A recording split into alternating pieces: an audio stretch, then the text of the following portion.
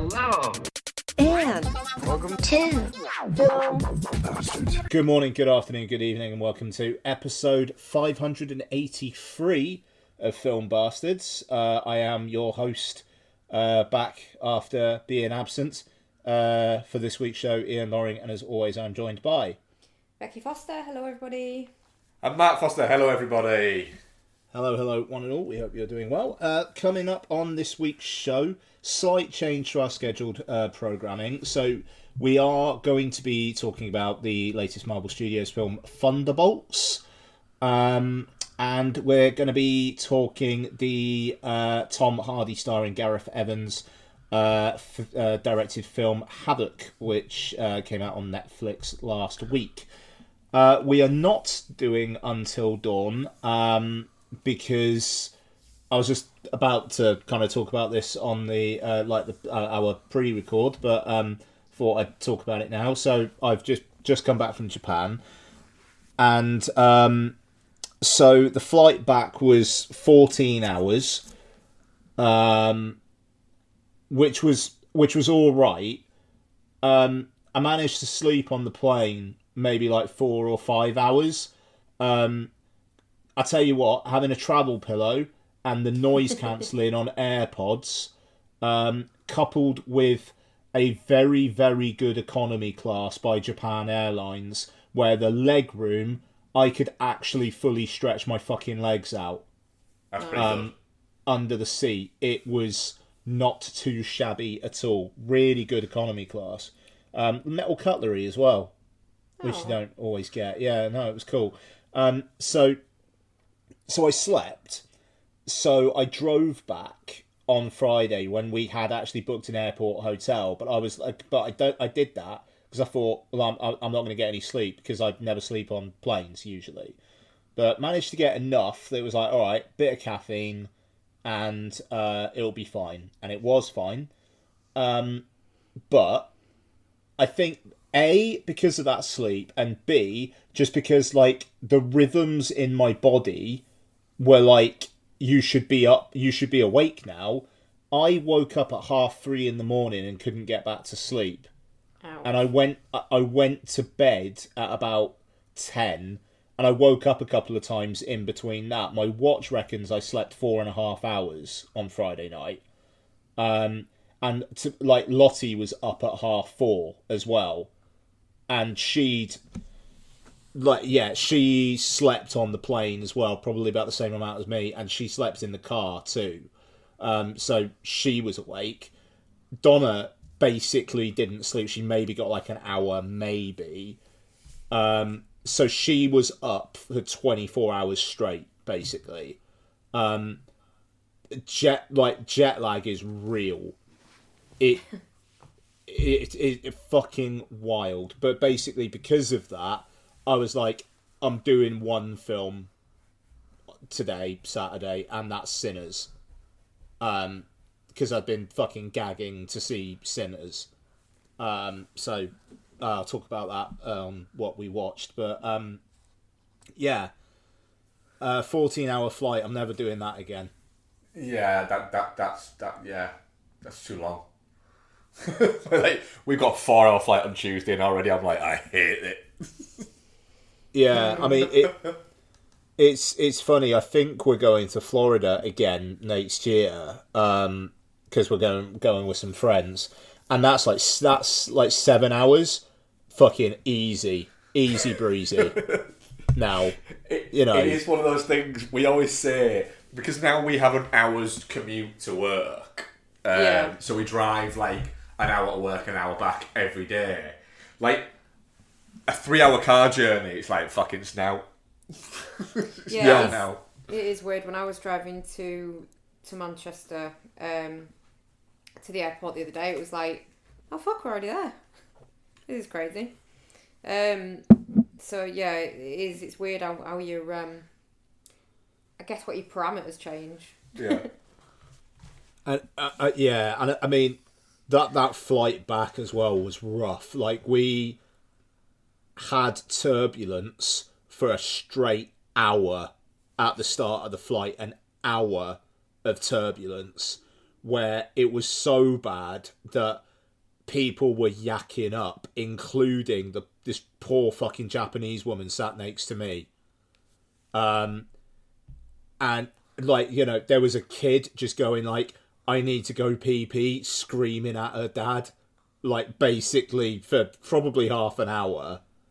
And it was like, I'll talk about it later, but I watched Final Destination today, and I am so fucking glad that I didn't watch that beforehand, because honestly, like it was because like it was like thunderstorms and stuff in Japan, so just getting through the clouds and stuff, it you know, like I could make it make sense in my head, but it was real fucking shaky. And yeah, this poor woman just fucking like that, you know, like it, bless her. But yeah, there we are. I don't know, shall I talk a little bit about Japan? I did a 45-minute long recording that my iPhone ate. Oh. That's weird. Like, literally, I finished it, I can see it in my voice notes, but I press play and nothing happens. That is weird, that. Oh, that's shit. Yeah, and I literally recorded that last Sunday and talked a bit about Japan and like some of the stuff I've been watching and whatnot. And I'll go. Japan is ace. It is a great country. Remarkable amount of English language stuff all over the place. Very accommodating towards the English language. Most people there that we spoke to knew what we were saying as well. Which apparently they just basically, it's mandatory in school to do English, and yeah, very accommodating. The train lines, they all play different tunes, like little tunes before they're closing the doors to let you know that the doors are closing. Nice. Which is cool, and then like every line's got a different tune. It's brilliant. So fucking polite, it's ridiculous. So polite. Like everybody like stood up on the trains to let like lots have a seat and stuff. It was wonderful. And in terms of places and stuff, Universal Studios in Japan is ace. Super Nintendo World is disappointing in it though. Ooh. It is very experiential. It's also fucking tiny, and there's too many people. They let too many people in. Yeah, because it's limited in it as well. Yeah. So we had basically the only way you can guarantee entry is by buying an express pass package. Otherwise, it's basically a lottery. So we did that because, you know, we're going out, like Lots was desperate to go in there. I really wanted to see it as well.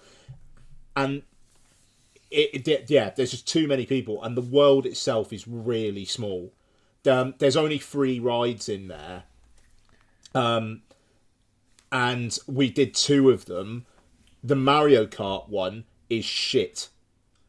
How does it work, the Mario Kart one? Is it literally just like a roller coaster? That's basically right.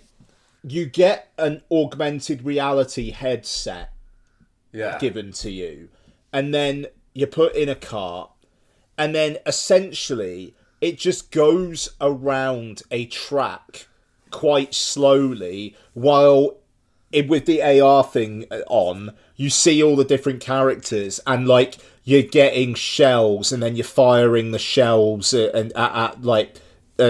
enemies and stuff like that. And then every now and then it'll be like turn right and turn left, but you're not actually having an effect on it because it's just running on a fucking track. Yeah. So it's shit. It's a shit ride, and then the Donkey Kong roller coaster is all right, but it's very much a family roller coaster. Like a 5-year-old could go on it. Yeah. It does some decent stuff with like minecarts coming towards you, and like it is like shit, that thing's getting close, and then you like divert away and stuff like that. But pretty mid.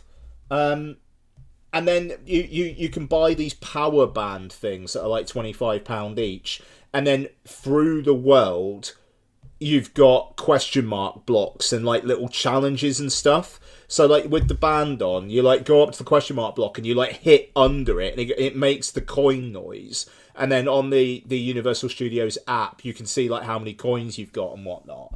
But the thing is, the queues to do these little challenges are fucking mad.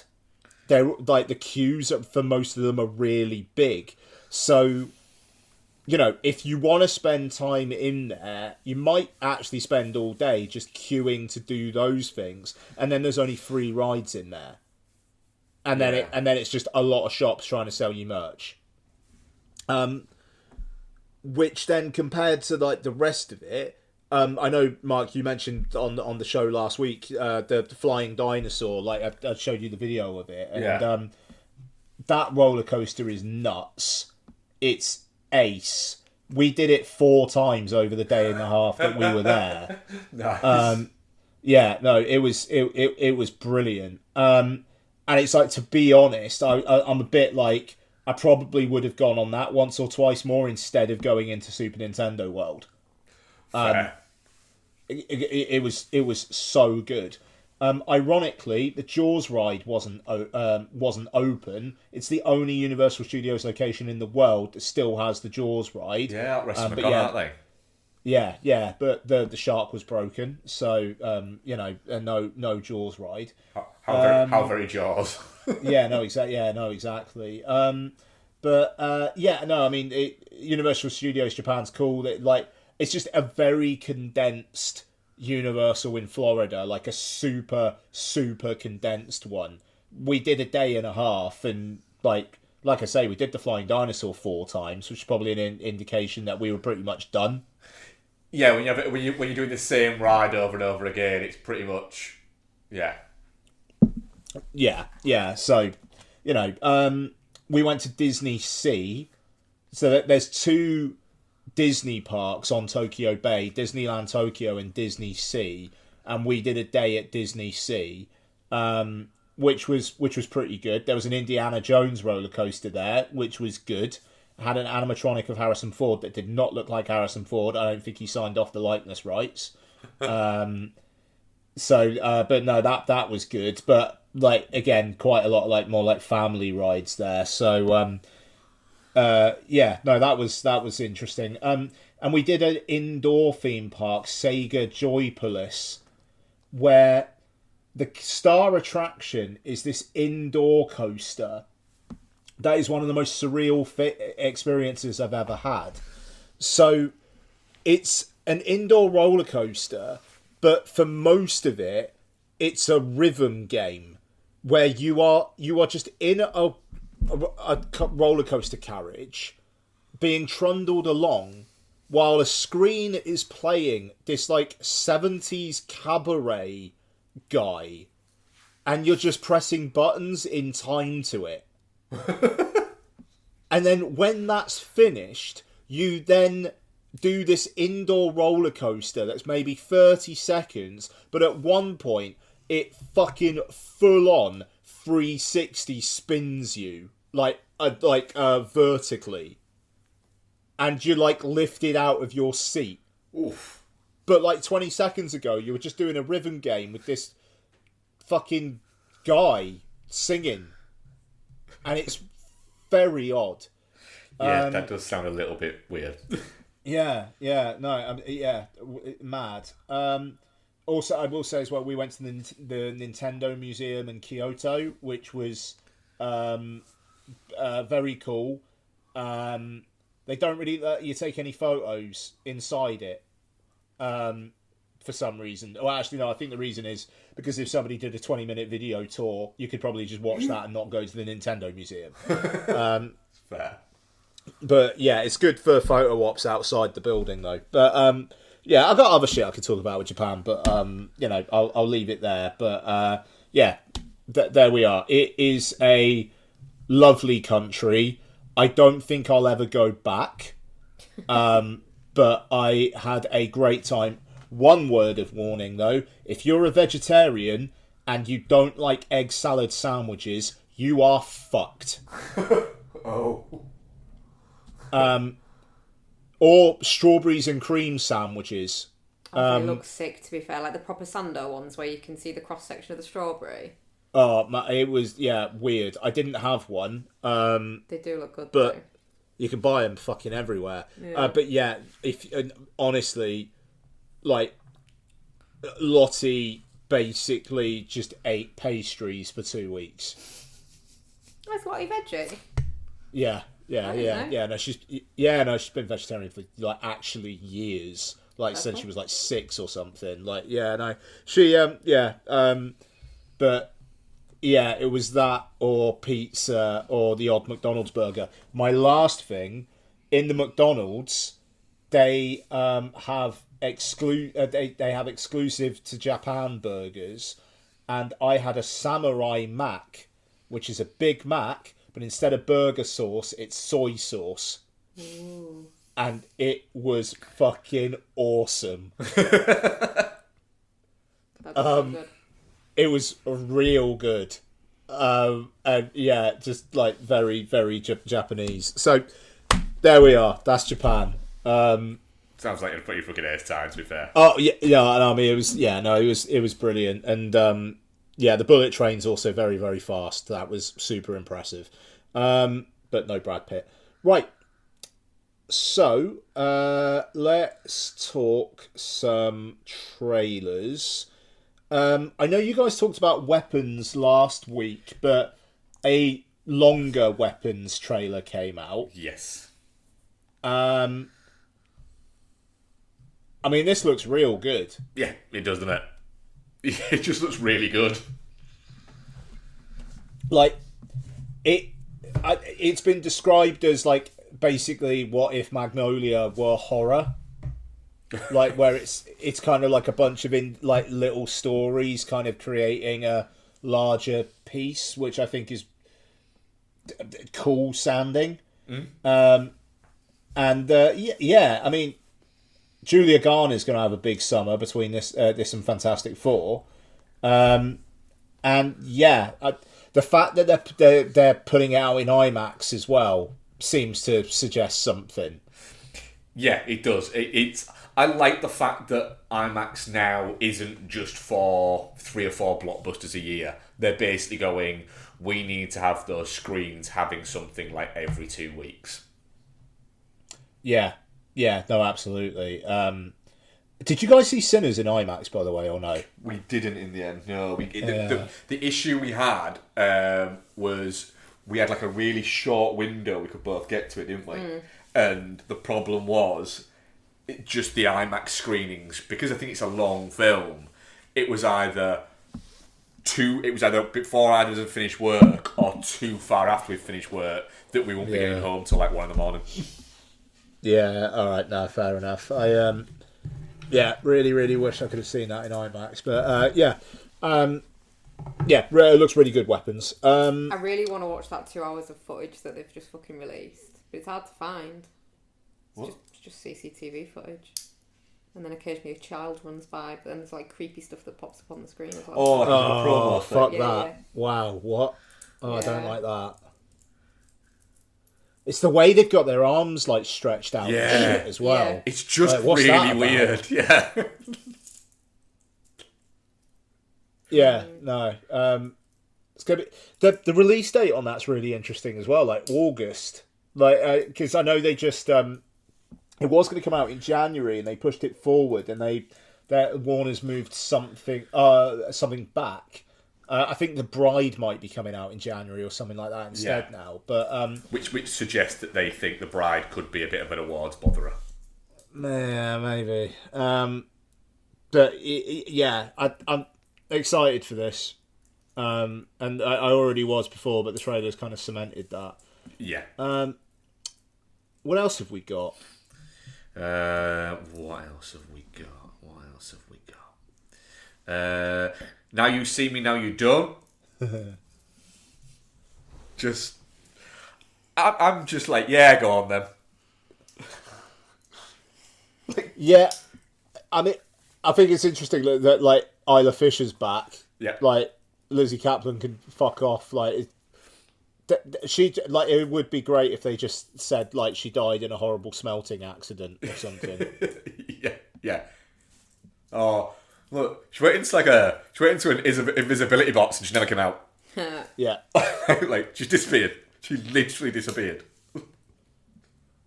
Yeah, let's have more of these. It feels like Lionsgate really want this to be something. Yeah, it does. It feels like it just like there wasn't a lot of people asking for a new Now You See Me movie, and like none of the cast particularly. You know, fucking Jesse Eisenberg's just been nominated for an Academy Award, and yet they'll all come back to it because they thought, you know what, might be fun. Yeah. You know, yeah, quite nice seeing Morgan Freeman there because I think it's quite easy. It's quite easy to realise that we haven't had a lot of Morgan Freeman on our screens. How old is he now, though? I mean, yeah, but it's still like he's not been around as much. Yeah. There was a point where literally you'd have 3 or 4 movies a year that'd have him in. Oh yeah, no, but that's what I mean. Is it just because he's slowed down a bit rather than he's not getting offered stuff? No, I don't think it's. I think it's more that I don't know. Some weirdness going on there. There is a bit of weirdness in there. The you know, I'm not sure how I feel about. All right, let's get like a new younger cast in. Yeah, I hope they just jib that off pretty quick. Yeah, I don't know. Because who is it? It's like Justice Smith, even Ariana Greenblatt. Yeah, which I'm alright with those two. But the other two, I was like, who the fuck are these skin jobs? Who are they? I don't know. But yeah, I'm up for it. I need to see who they are now. Sorry. And then there's not been an awful lot of trailers. Oh, Becky, don't send me the YouTube footage, the video with that bloody footage. I don't want to watch it. Yeah, you do. No, I fucking don't. Dominic Sessa is one of them. He's that guy from The Holdovers. Oh, right. He's been cast as Anthony Bourdain in the Anthony Bourdain biopic. Yeah. That's pretty good casting. It's actually pretty good casting, actually, that I thought, yeah. Yeah. He was good in The Holdovers as well. Yeah, he was. Speaking of biopics, The Smashing Machine. You mean the generically boring machine? Fuck it, yeah, man. Like, I'd love this to be good, and I'm pretty sure it actually will be good. But I really hope the film itself is more interesting than this trailer is making it out to be. Yes, because the only person who looks like they're not in a generic as fuck looking movie is Emily Blunt. Yeah, even though there's a part of me that's just like, right, is this her just doing Amy Adams from The Fighter? Yeah, a little bit. Yeah, it just looks really generic, and all people going, "Oh my god, is that really The Rock?" It's like, well, yeah, it quite clearly is him. It's like that first picture that came out of him was like bloody hell. Yeah, but then when you see like more of it, you're like, in motion. That's The Rock. He's just got a hairpiece on. It does look weird with hair though. You've not watched Doom. He's got hair in Doom. I know, and it doesn't look like him. Yeah, I was whelmed. Yeah. Fair. Yeah, it was just like, oh, is that it? Even like the choice of like song within it, I'm hoping it's just a boring trailer. The thing is, this is a film that they will think could be huge because of The Rock, so they've got to have a trailer that doesn't weird people out. Like this is a trailer for non-film fans who like UFC and listen to Joe Rogan. Yeah, it literally is going, we need to get more people than the Iron Fist got people in. Or Iron The Claw, Iron sorry. Claw. Yeah. No, I mean, yeah. And, the Iron Claw's fantastic and a really interesting film. And the fact there's a Safdie directing this, Yeah. there's got to be some in there that the trailer's not selling. Yeah. Which is what I think it must be, because it is such a generic trailer that I just can't see one of the Safdies, either of them just going to something really that... Is that it? Yeah, I mean, when you got like the other Safdie doing a Timothée Chalamet film about a ping pong player who has apparently very graphic sex scenes with Gwyneth Paltrow, Yeah. like that sounds interesting. Whereas, it's just... I have a feeling it's boring trailer for what could be quite a good movie. Yeah, same. Want to like it. Would love to like The Rock in something again. So, we'll see. Can't think of much else I've seen trailer-wise. I feel like that Mission Impossible trailer that we saw in the cinema was a newish one, wasn't it? I haven't seen that before. I think. The one that like Hannah Waddingham is in for like a shot. Yeah. Yeah, I'd not seen that before.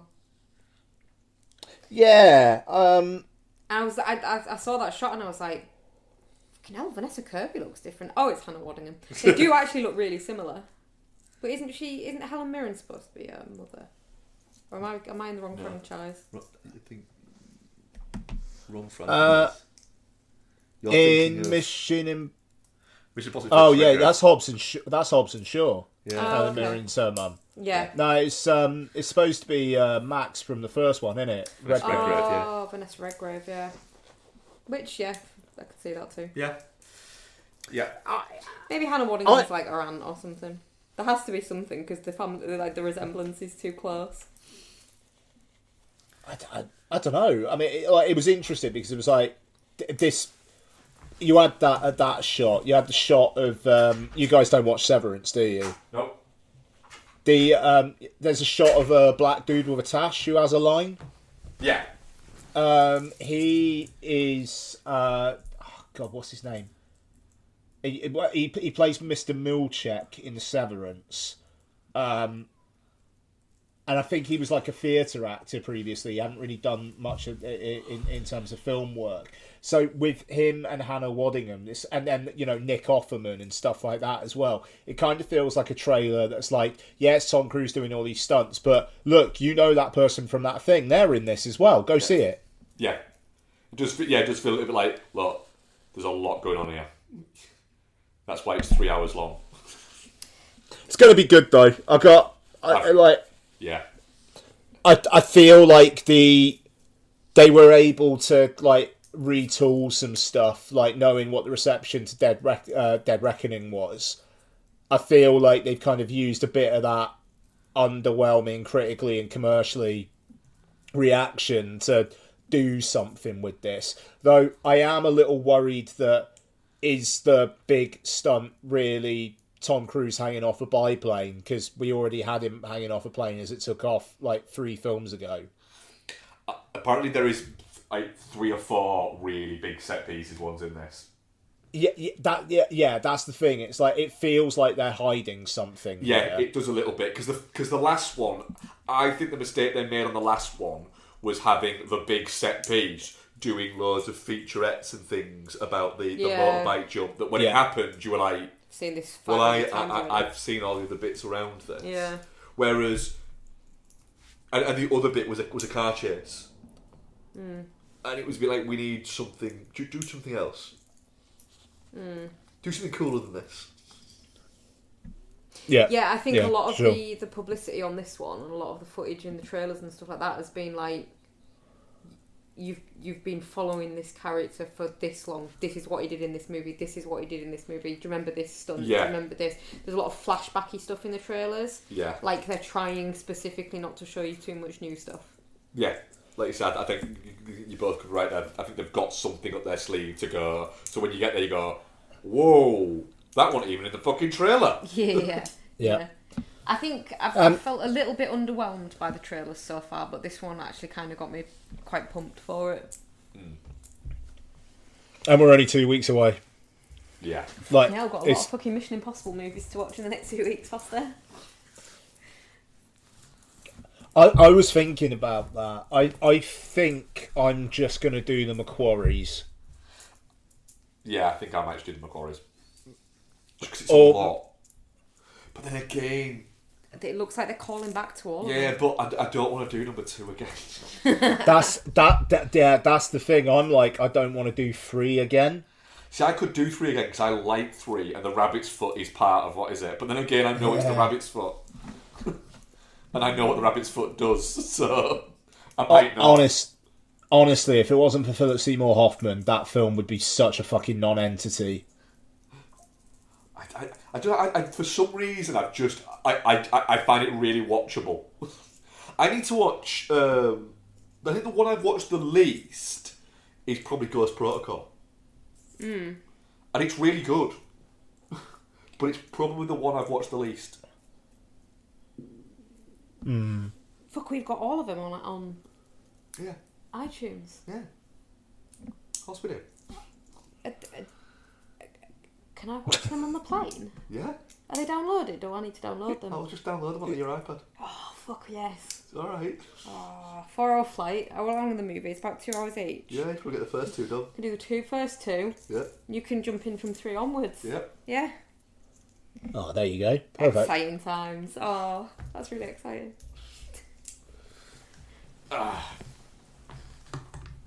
Yeah. Yeah. Mission Impossible and Lilo and Stitch the same weekend. What a world. So at work, we've started because we always have Lilo and Stitch merchandising, like an obscene amount everywhere. It is that and Hello Kitty and Friends, and it is fucking irritating as fuck. But the Lilo Stitch new stuff that's come in has got the live action Stitch on it, and it's just horrifying. It is. I mean, it's not Ugly Sonic horrifying. It's worse. It's just that drawn as an animated thing is cute. As a real life that could be sat next to you thing is just fucking horrifying. Did you just say Stitch was cute? It's not a blonde with a nice ass mark. What? Well, that was the only things that slip of the tongue. Oh dear. Yeah, live action. I didn't quite translate, does it? No. Speaking of, what? How to Train Your Dragon. That's the first time I've That seen was a it. Yeah, trailer that was the other trailer I couldn't think of. Yeah. I was very much like, I don't see the point in why this is happening. After the trailer, I now go, I see the point why this is happening. Yeah. I don't want to see it, but I see the point. See, I really Apparently, it's really good. Yeah. It looks really good. It looks really good. And I will watch it because we'll be reviewing it, but I don't care. But it does look good.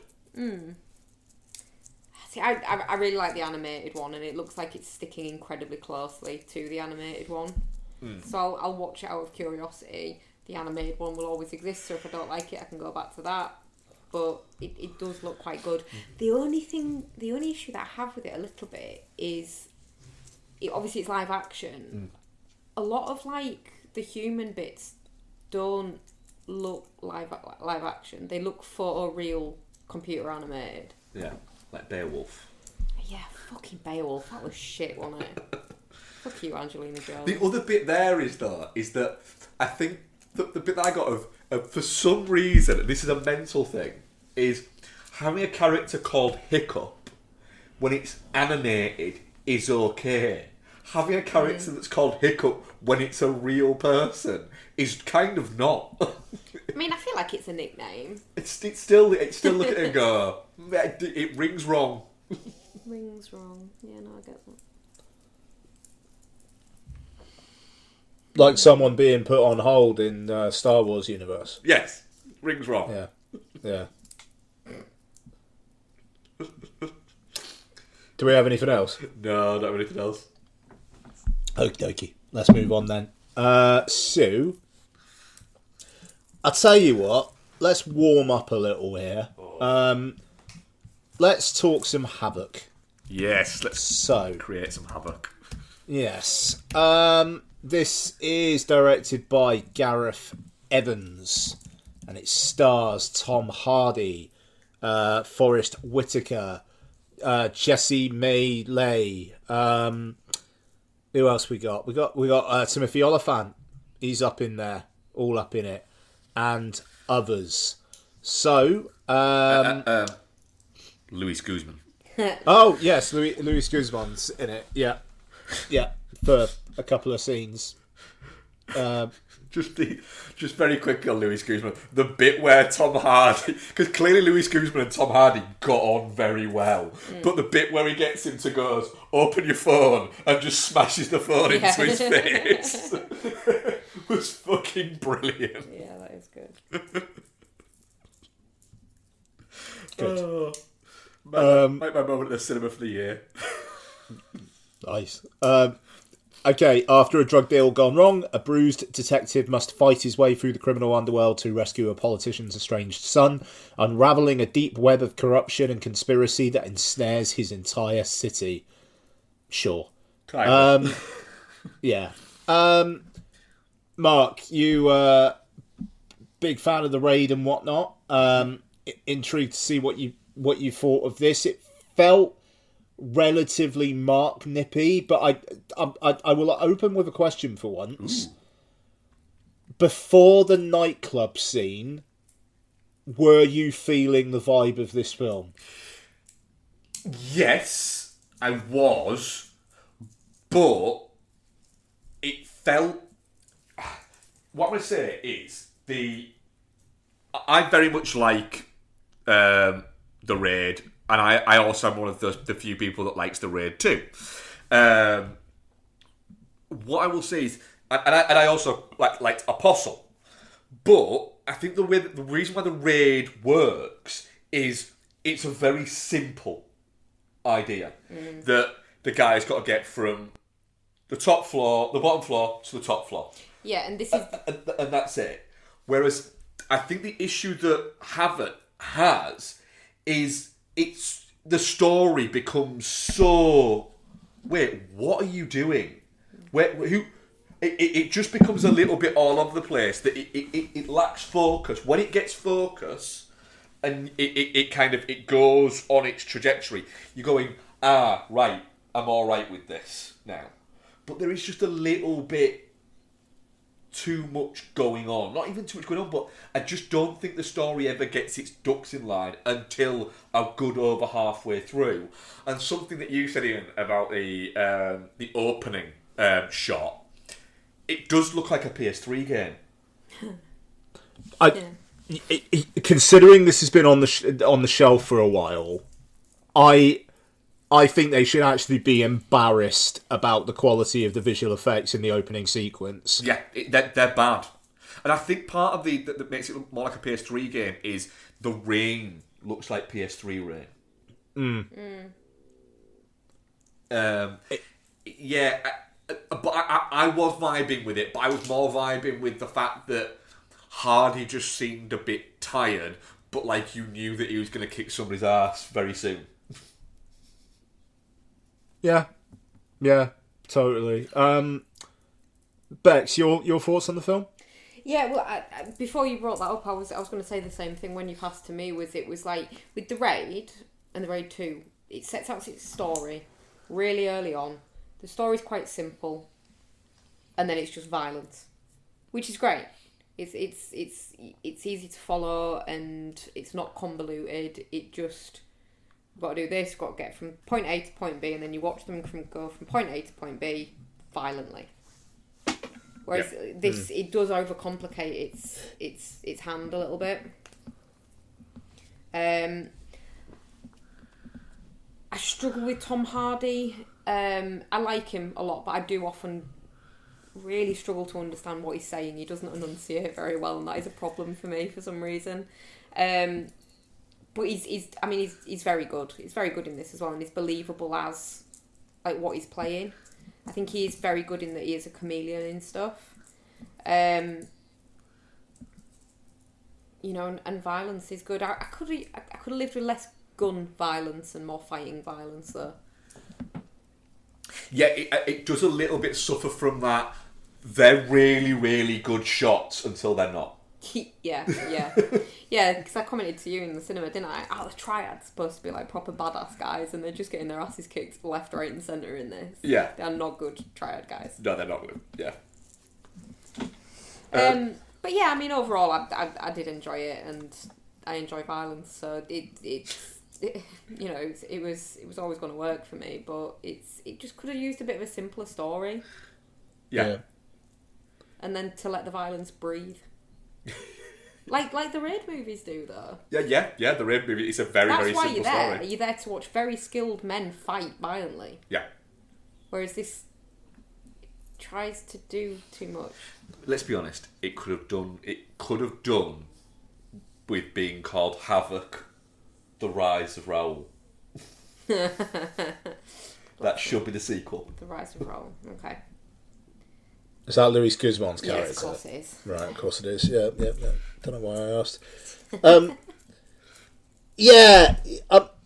I don't know. I mean, I thought it was all right. It takes an absolute age to get going. After that opening sequence, I mean, throwing washing machines out of a van to try and stop someone. That's good. Yeah. Don't think I've seen that before. Good. It's a little bit Bad Boys 2 where they're throwing the coffins out, but whatever. Yeah. And I don't know. Tom Hardy. Oh, he's a cop who might or might not be dodgy, and he doesn't have good personal relationships with those around him. Not exactly a stretch. Timothy Oliphant, dodgy cop guy. Yeah, fair enough. Forrest Whitaker, corrupt politician. Sure. I don't know. It does feel like look, you're not here for the story, you're here for the violence. And then it was a bit like, I am here for the violence. Could I have a little bit more? Yeah. Yeah, because, the nightclub sequence, and then from there on in, I think it's pretty high octane, and it's fucking entertaining. And I just didn't give a shit about anyone. But the thing there is, the two main like big like plot points that I was a bit, well, hang on a minute, is Forrest Whitaker basically saying, you need to sort this out, otherwise I'm not going to, if this gets out, I'm not going to be able to continue all this work I'm trying to do. Mm. But then he basically goes, look, what's it going to cost? What's it going to cost? Is like, you leave. And he goes, all right then, I'll leave. It's like, hang on a minute, wait, what? The whole point was the fact that you needed this sorting so you didn't have to go down. But now you're just going to leave. It didn't really make sense. And then the end, all spoilers all the time, is Tom Hardy basically saying to that, what is it? I'm going down for this. And they're saying you don't have to. I'm going, no, I do. It's like, well, actually, no, you actually don't. Because the only person that knew about it, she just killed. Yeah. So you're actually all right. I don't know, because there was a bit of like, all right, is it just like the living with the guilt and stuff like that? And, like he left his family because he didn't like the person he was and stuff like that. But I'm pretty sure he's kind of made amends with the stuff that he'd done in this. Yeah. He's done some alright stuff in this. Like, but it is all predicated on the fact that it has its moments where it's really quite fun violence, and sometimes quite upsetting violence, like the wife of the guy in the hospital bed. Oh yeah, I didn't know that. Fucking hell, just that was a rough, bloody moment, and quite Gareth Evansy as well. That Chin guy was a dickhead, to be fair. Yeah, he was. Yeah, that prick. No. Yeah, absolute prick. I don't know. It's created this world that you don't really want to live in, but you're happy watching people get beat up. I just thought it was. I thought it was quite mid, and I think Gareth Evans needs to direct other people's material. I think I'd agree with you on that one there. Yeah, there's an element where it just gets a little bit caught up in in a little bit, the story isn't well threaded together. And being honest, the Forrest Whitaker thing, if you want to see Forrest Whitaker play that role better, then just watch David Ayer's Street Kings. And I genuinely mean that. He has that role, and it's better, and it's Keanu Reeves. Yeah. Because that is very, very similar. As a film, they're very similar. Yeah, okay. I'll watch that. Yeah, don't get me wrong. I don't want if it was announced that Gareth Evans was doing an MCU film, I'd be like, "What the fuck are you doing, mate?" But he, if he was asked to come on board to do like a John Wick spin-off or something like that, would watch. It's one of those, isn't it? I mean, his big thing in it now is he does is it Gangs of London? He's the showrunner and creator on that, isn't he? And that was I don't know how involved he is with the later seasons, but certainly the first season he was like super involved. Yeah. Yeah, I think he's. Yeah, I think so a lot. I've never watched it myself personally, but yeah, created by. I think he's directed. He's directed like 4 episodes and does all of the action sequences. Yeah, there you go. Fair. Just stick to what you know. But yeah, I think you're right. I think maybe doing other people's sort of stuff. Yeah.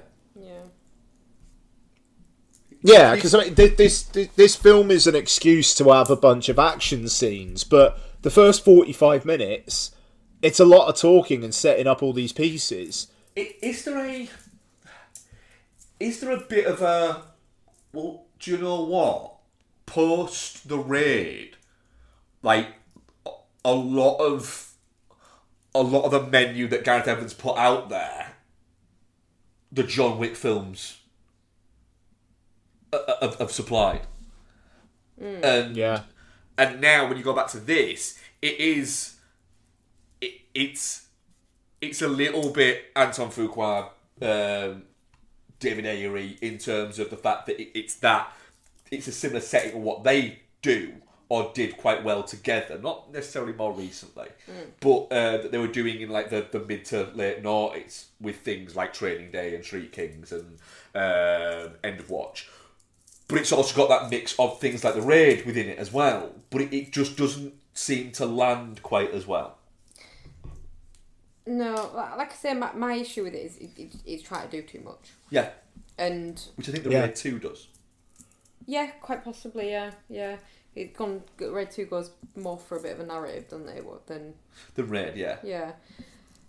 I just don't think it needs it. Have the confidence in your fucking action sequences to just be that with a nice simple story. Yeah.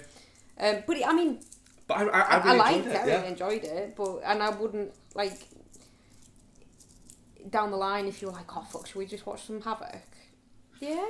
Yeah, I'll watch it again, but it's the type of thing that I will watch again.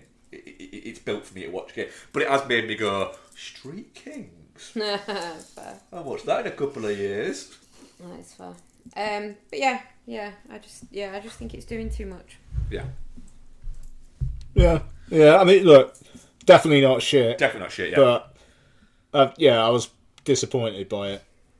And our audience poll was. Let's have a little look. Definitely not shit. 75% touching cloth. 25%. It's fair. Okay. Right. Let's do some what we've been up to. So, guys, over to you. What you've been watching?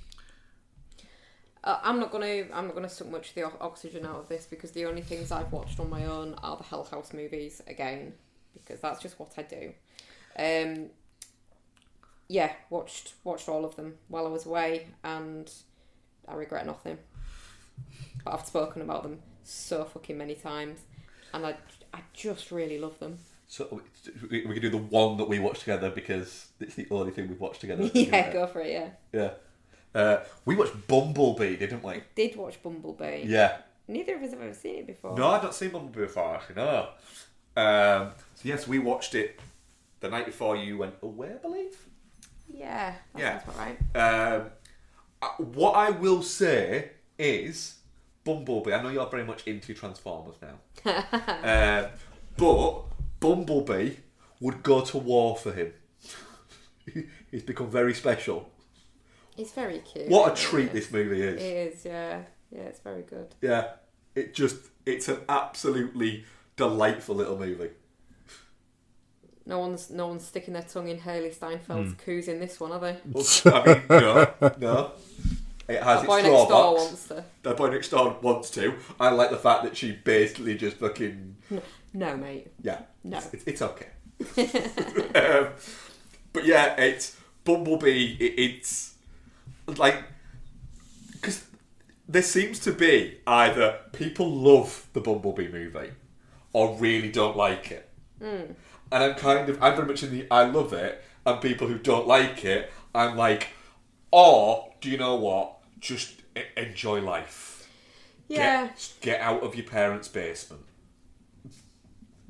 Yeah. Yeah. Why don't people like it? Sorry. Because people dislike joy. Okay. That's fair. John Cena's a baddie in it. I know. He comes good in the end, though. Comes good in the end. Gets a few funny lines. It's really good. It's really good. It's funny. The characterisation of actual Bumblebees is great. Yeah. The fact that he could have been a fucking, what is it, like a Pontiac Firebird or whatever it is, all the way through, and she just calls him on it at the end. That's good. I also as well continues to show that Optimus Prime might be a bit shit. Yeah, I think he might be. Gives a good speech, but always fucks off or dies. Yeah. Leaves everyone else to do it. And then turns at up the at the end end as a truck. Swings in and just goes, va va va, va va va. You're like, where have you been, you prick? It's like Leonard Nimoy in the monorail episode of The Simpsons. Yeah, very much. My work here is done. You didn't do anything. You didn't do anything.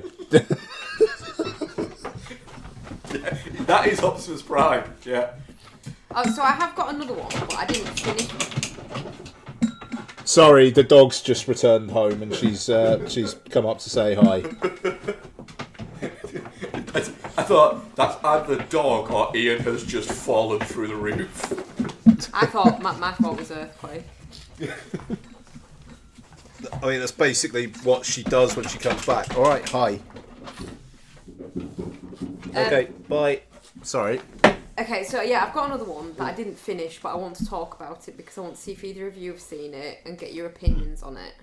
Because I couldn't bring myself to hate watch the end of it because it was fucking awful. Go on. Have either of you watched a movie called Old Dads? No. Old Dads? Yeah. It's got that Bill Burr thing in it that's supposed to be fucking funny and isn't. And Bobby Cannavale, who I normally really like. Yeah. And it I've not watched it. I did download to watch it during lunch and it expired, and then I deleted it because it expired, and then it's never just watched it. shite. Just never watch it. It's fucking crap. It's political incorrectness for the sake of it. It's not funny. It's not, oh look, this is this kind of real woke society that we live in and we're just normal guys. No, you're all fucking cunts. Yeah, I've heard that it's a little bit like, right, so you're all... It's a bit performative is what I've heard. Yeah.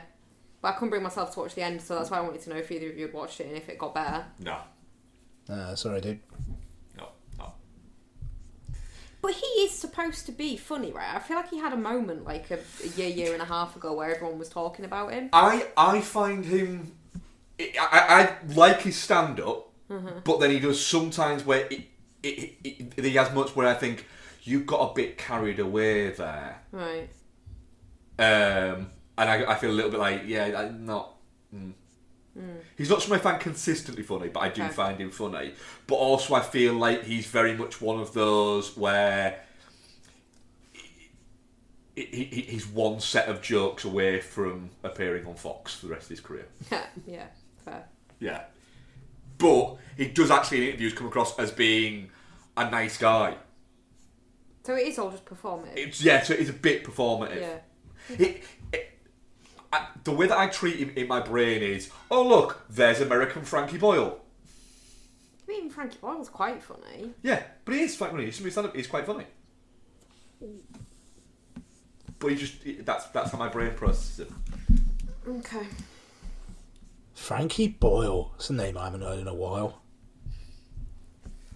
So I do what I've watched. Go for it. Oh god, how many fucking shits are in here? Well, let's find out. I watched a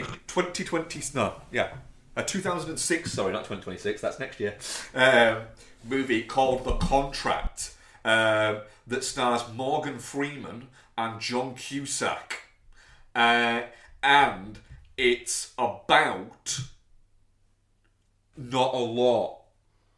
So, Morgan Freeman's character is a professional assassin that kind of does government hits, is betrayed, arrested, then escapes, and John Cusack's on like a camping trip with his son that at first I thought was our boy Fred, and then realised it's not because this movie's 20 years old and Fred would have been about 5 and the kid is like 15. So it's not Fred, it's just a kid who looks occasionally like Fred. Okay. And just like, I was watching it, it finished, and I went, I've just watched that. I've got to talk about that in a podcast in 7 days' time, and I have already forgotten everything that happened. Fred's not got much coming up in his filmography, you know. Yeah, The Contract. No one's heard of it because I'm not even sure it's real, and I watched it. So I was going to go and watch The Accountant 2. Mm-hmm. So I watched The Accountant in preparation.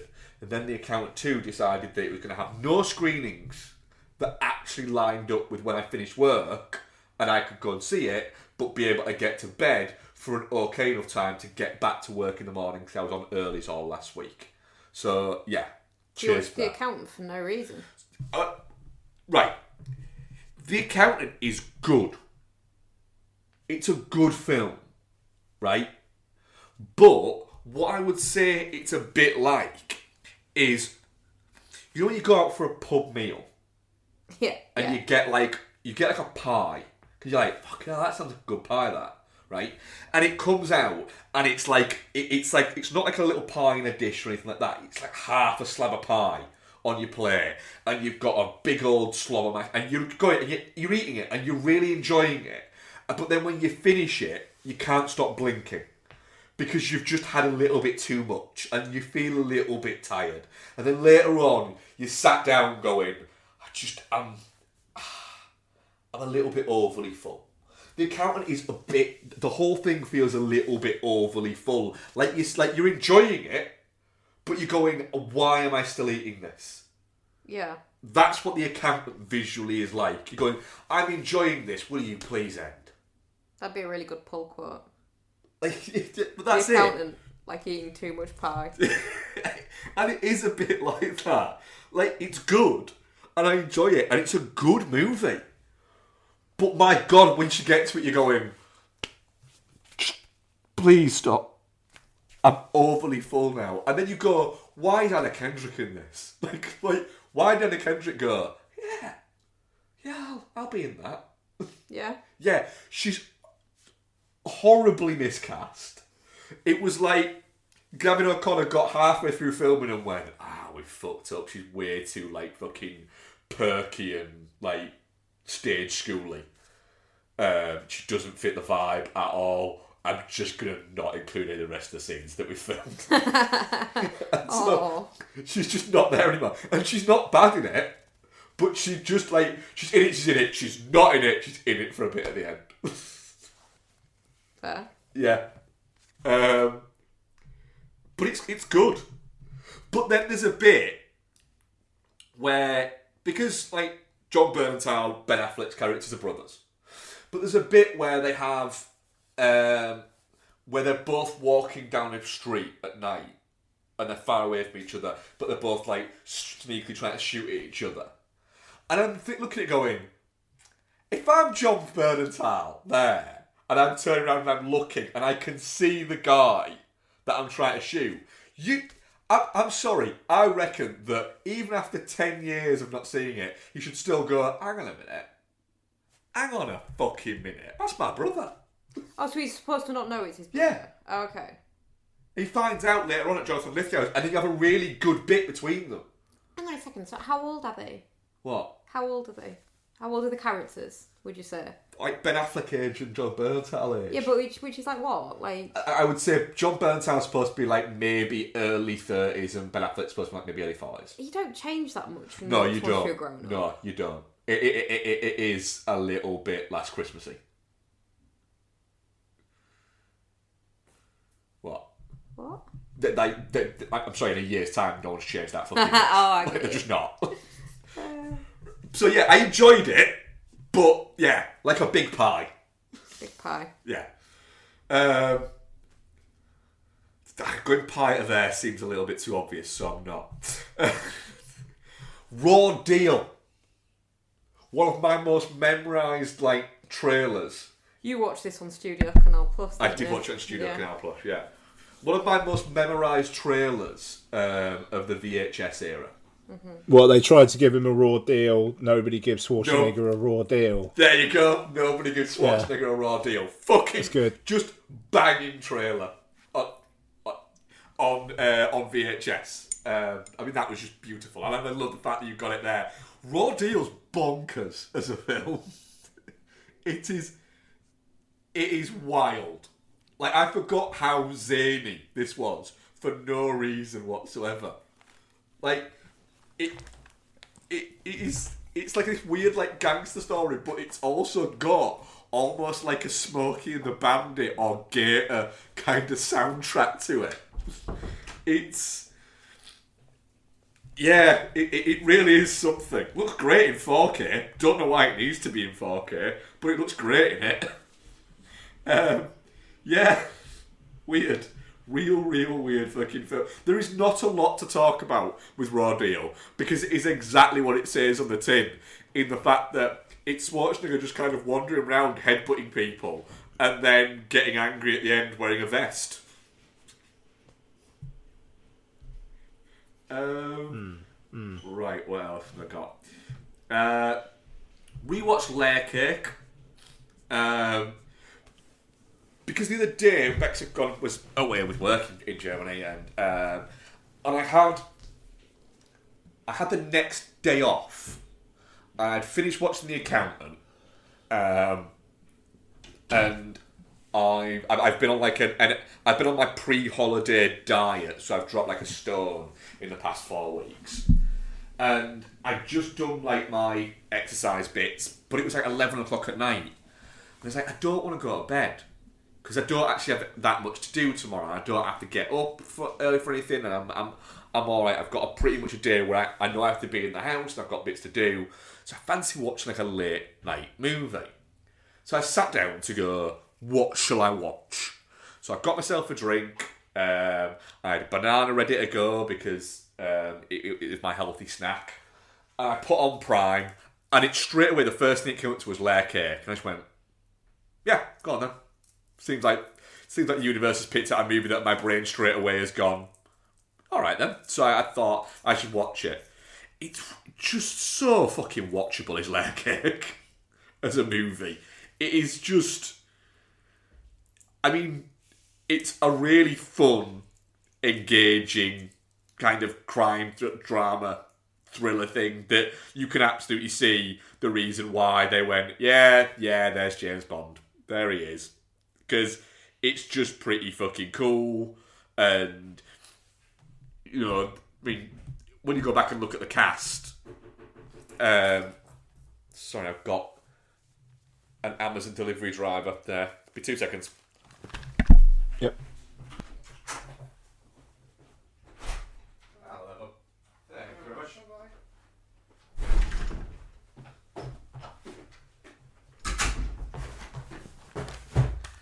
Sorry about that. Bex just nipped to the bathroom, and then I was a delivery driver turned up. No worries. But yeah, as a cast there, Daniel Craig, Cole Meany, Sienna Miller's there, Gambon's in it, Ben Whishaw is in it, Tom Hardy, Dexter Fletcher. Weird seeing Stephen John Shepherd there. Sally Hawkins is always mad. The character that she plays in it, and then she goes on to win an Academy Award for fucking a fifth man. Yeah, it's just a really good film. It's one of those ones where I almost feel like I should permanently have it on like an iPad just to watch at work. But if I forget to ever download anything, I can go, layer cake. Apart from I wouldn't like to watch it in bits. I'd always watch it in one block because once I start watching it, it's very entertaining. Also, watch The Postman, which is 3 hours long. I think that there is every chance that I am the human that has watched The Postman the most times. How many times is that? 3? Oh God, no! I think I am. I think there's a strong possibility I could be touching double figures on The Postman. I mean, we've watched The Postman at least 5 times together. Yeah, so and I've watched it. I watched it in the cinema. I'm the one person who watched it in the cinema. Fair. Yeah, I would say that I'm probably touching like I've easily spent more than 24 hours of my life watching The Postman. And the thing is, I'm watching it going, why am I doing this? This was crap. Like, it's not very good. Oh, I like The Postman. And then it keeps going on going, God, I'm having so much fun watching this movie. Good. It's like, but there's bits of it, and this has a thing where you've got Will Patton's character, like, is literally like obsessed with breaking Kevin Costner's character, and then he escapes, accidentally becomes a postman, and it just like the timeline of that seems like it happens like quite quickly. Oh yes, and like then, a prison camp, isn't it? That yeah, and then literally like a few days later, he turns up and doesn't recognise it.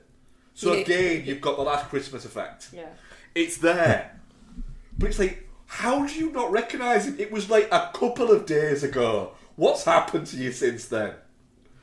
Yeah. So I rewatched it wasn't received well, was it? That? No.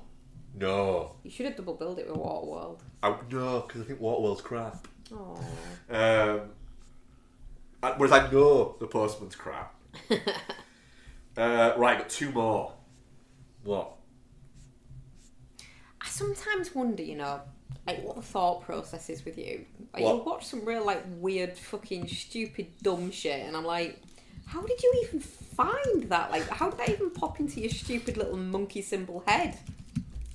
So I watched 1992's The Cutting Edge, which is a film about when D.B. Sweeney plays an ice hockey player who gets an injury to his brain, right? Which means that no ice hockey team will ever have him on their roster again. It's just too dangerous.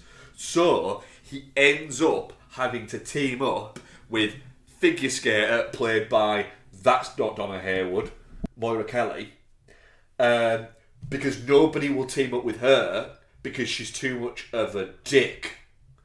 Oh, okay. So the very Russian, absolutely 100% Russian, not just like guy from fucking America putting on very bad Russian accent. Basically says, oh look, he best skater I seen. He good skater. He only want to work with you. And then you get, the classic bit of they start working together, they fall for each other, they fall out for each other, and then they fucking win everything. It's good. I enjoyed it. Apparently there's like 5 of these movies. Oh, there you go. I That's know. pretty busy. I could do, yeah. Could get them all. Like Pokemon. That's a thing, right? I think it's got to catch them all. Same thing. But yeah, it's I had a good amount of fun with it, to be honest. Not gonna lie. I enjoyed it. It's quite funny. Turns out that's not Donna Harewood. Is quite fun as a screen presence when she's being not Donna Harewood. When she's not being Not Donna Harewood, Donna yeah. Harewood, yeah. Okay. Yeah. What I will say is it's directed as well by Paul Michael Glaser, who, of course, directed The Running Man. and The Air Up There. And just being honest, he definitely liked having a lot of shots on Moira Kelly's bottom. Fair. Yes, there's a lot of her bottom. Who wouldn't? Exactly. There is a little bit of... Fair enough, yeah. I mean, even at one point, she brags about how good her ass looks in it. Yeah. Yep. But if you're into figure skating movies, it's a weird genre, like ski-exploitation. There's an awful lot of figure skating movies. Yeah. So I watched that. It was good. I will watch more cutting-edge movies. And finally, from me, I watched Novocaine. Yeah. Right. Novocaine is 20 minutes too long. By a long way. That 20 minutes is a long 20 minutes too long. Right. Can I go all spoilers? Because you've seen it, haven't you, Ian? Yeah. Yeah, I don't care. Yeah, right, cool. Brilliant. Right, all spoilers all the time. We only do this normally for what is it? When it's a newer movie, but fuck it. Amber Mid-Thunder being in on it is so obvious. Yeah, it is, because it's like, why is she into him? Yeah. And it's, because that. Yeah, so when it happens, and you're supposed to go, you go, don't care. Jacob Batalon is a bad actor. I will not hear anyone ever try and convince me that he's not a bad actor. Is he the one out with whatchamacallit? Spider-Man. Yeah, he's crap. Jack Quaid is very fun, he's good to spend time with, but there is a point where you go, we get it, he can't feel pain. But realistically now, he should just be dead from blood loss. Okay. And the nerve damage that he will have received from all of this I like the fact that his life is incredibly plain because he can't do things like eat a pie because he might bite his tongue off. Stuff like that is quite sensible. That's quite fun. Yeah. But yeah, I wish I liked it more because I really like Jack Quaid. Yeah. But it ran out of steam for me quite quickly. And I kind of wish it hadn't. Because I was enjoying it. I think it's maybe that a lot of the fight sequences just go on a little bit too long. Okay. Yeah. Yeah. So yeah. What have you been watching, Ian? Yeah, no, I was just thinking about Novocaine. It's... Yeah. Why is it 90 minutes? It's 110 minutes. Yeah, it is. It is too long. It's a shame because it's a good it's a good concept, and like you say, I like the fact that they actually spend some time on why that condition would suck. Yeah, that's it. But yeah, just mid. Yeah, is Novocaine. I enjoyed it enough. If people say to me, "Oh, it's fucking great," I'd be like, I am glad you got that out of it.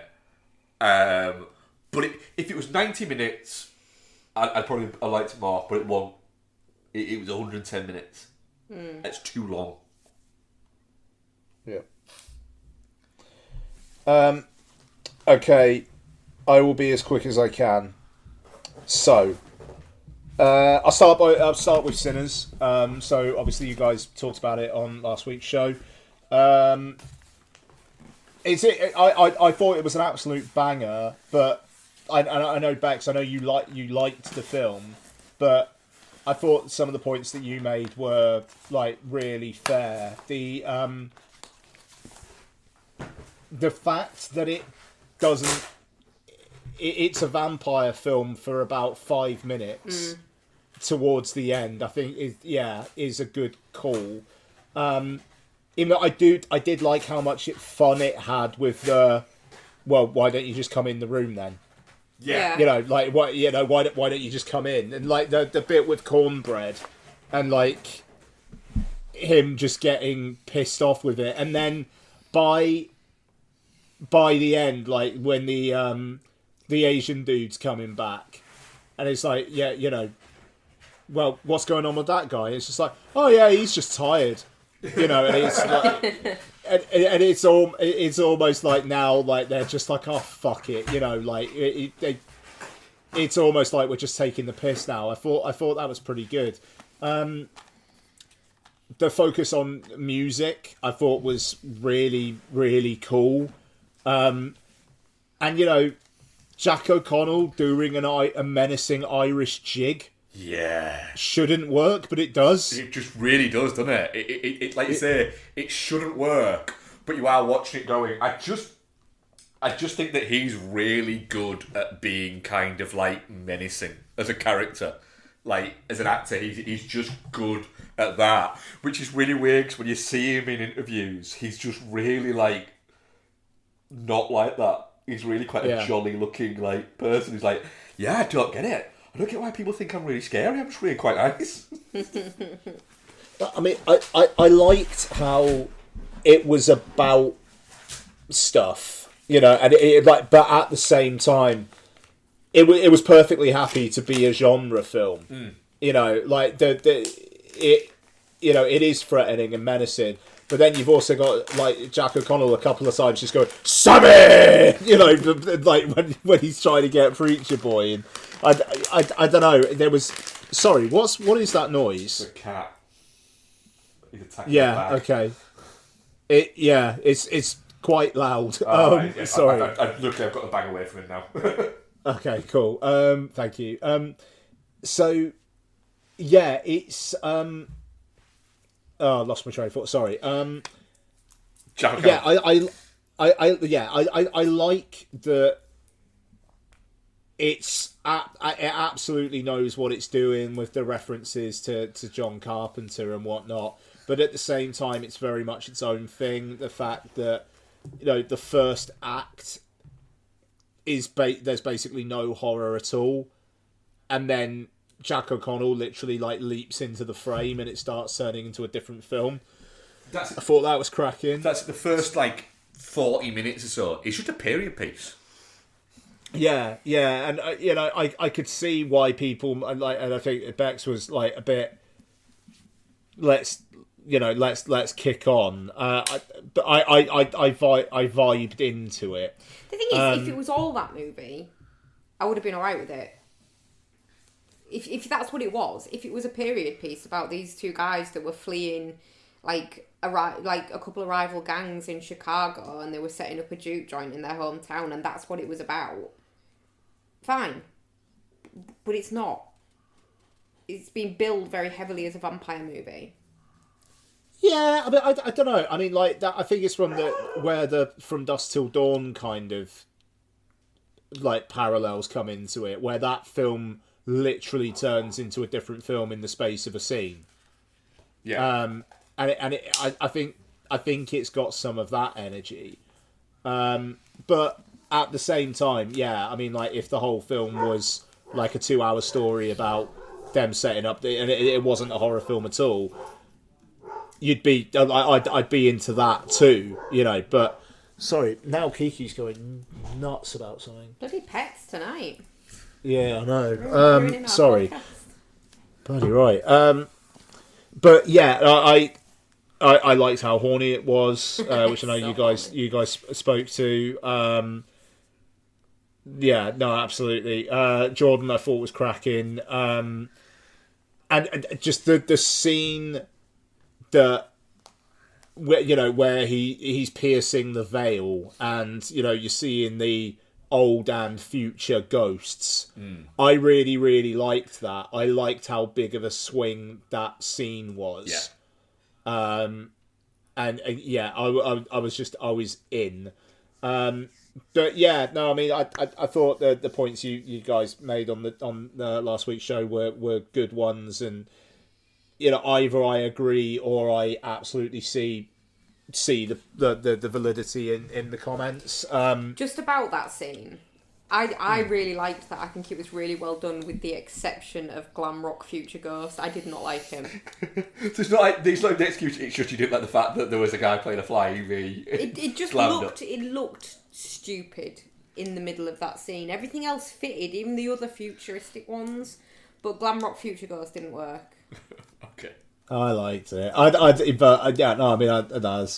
It felt Bootsy Collinsy to me. Yeah. But Bootsy Collins is a real person and is really important in like that musical culture. But aesthetically, it didn't fit the scene.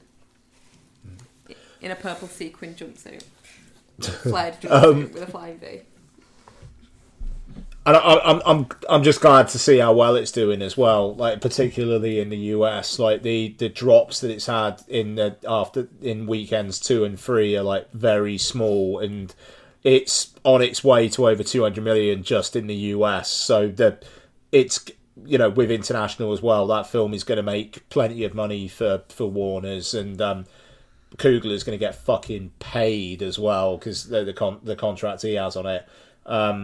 The whole after 25 years he gets the copyright thing as well feels quite thematically resonant with it as well, which is cool. And I was watching a account that I watched that does a lot of sort of film business stuff. A guy was counting it and was saying he was about talking about this and saying, I find it really weird like how big a deal it's been made about Ryan Coogler getting that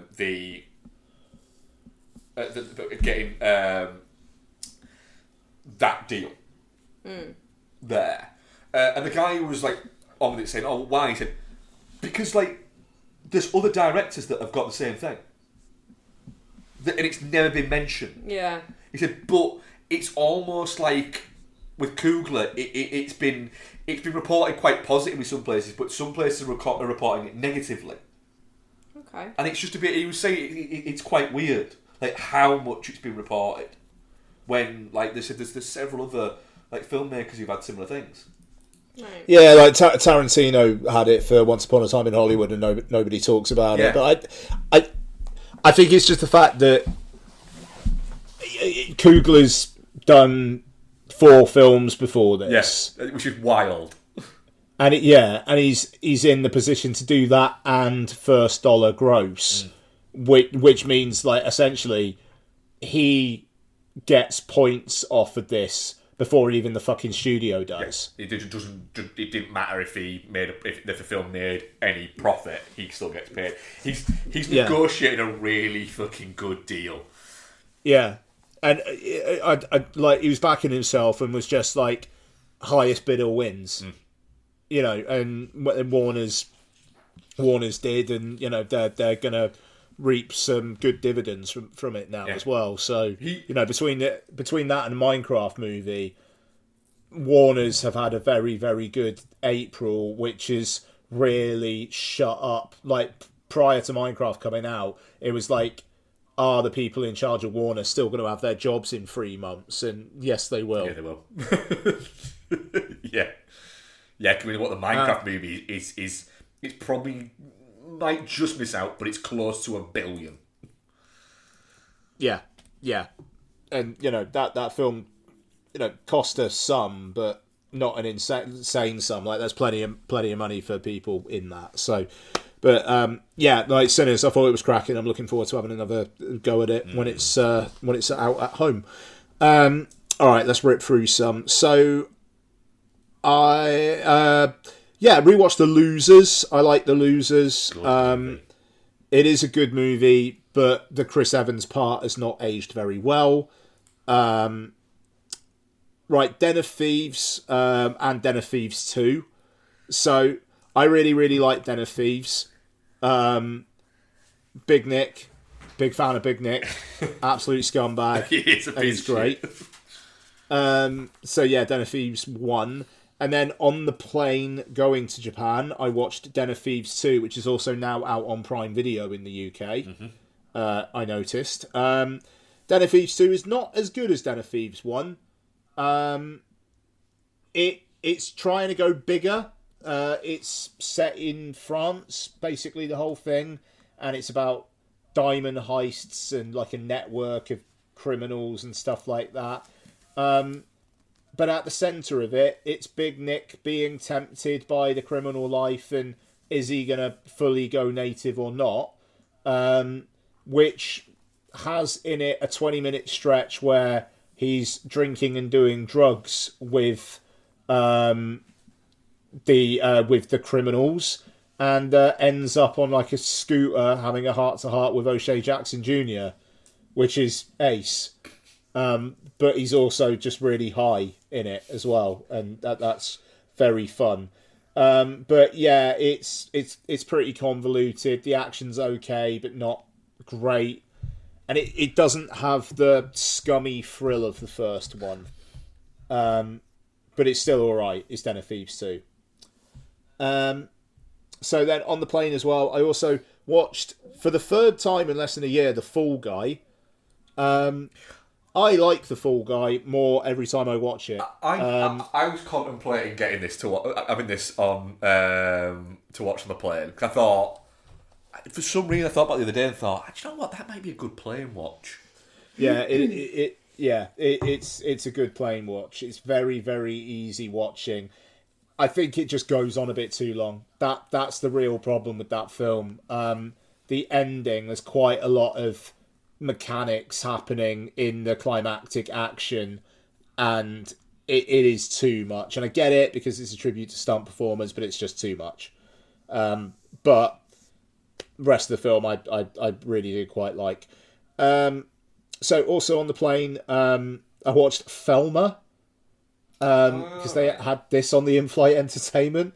So this is June Squibb plays an old woman who takes a phone call from who she thinks is her grandson, played by Fred Heckinger, but her actual grandson, but it's not, and they scam her out of like $10,000, and then she goes on a almost like one crazy day / night quest to track down the people who stole her money and to get it back.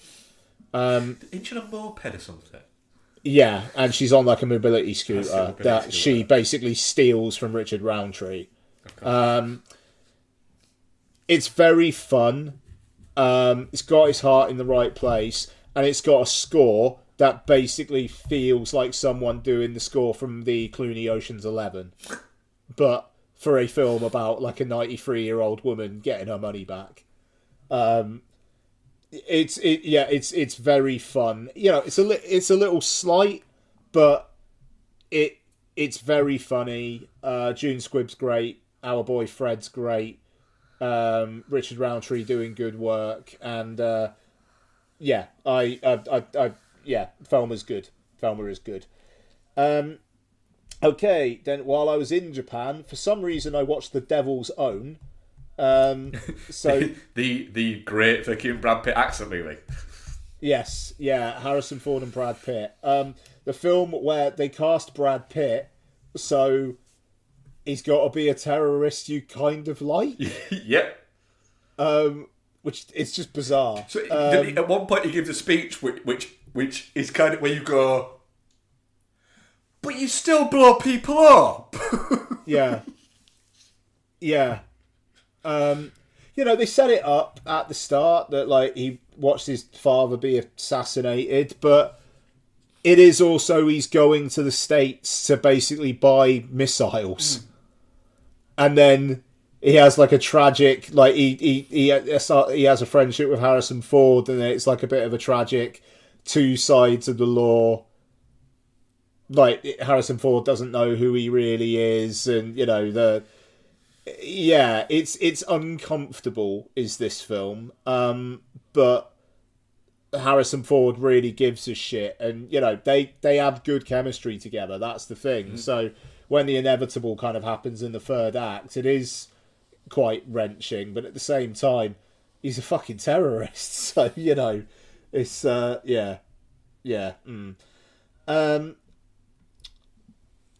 Japan Netflix has a lot of stuff that our Netflix doesn't, like in terms of newer releases.